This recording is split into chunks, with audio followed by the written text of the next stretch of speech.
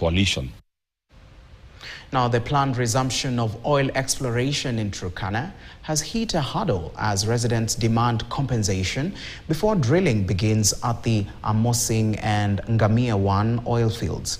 The standoff over compensation could delay operations, underscoring the challenges Kenya faces in advancing its commercial oil sector while balancing investor interests with community rights.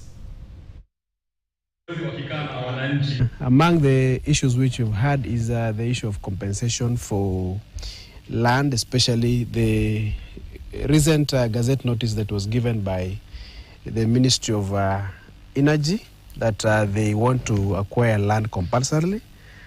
The Gazette notice was given last year on October, and the National Land Commission was supposed to do the due process to ensure that the communities receive fair compensation for the pieces of land that are going to be utilized for oil production. Kwanza hiyo 5% yenye tumeimba tangu zamani tukiongoja mpaka sasa haifiki. Shida imekuwa sheria imekataa kuundika. Tukiwa basi hapa hivi tuko na MCS wote. Labda hao wabunge ni hawako. Lakini hata hawa wako right kutusukuma sisi.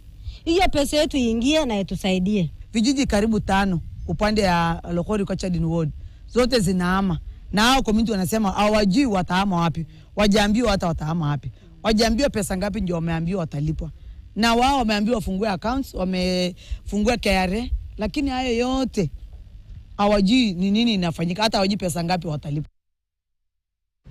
Now, jobs, land compensation and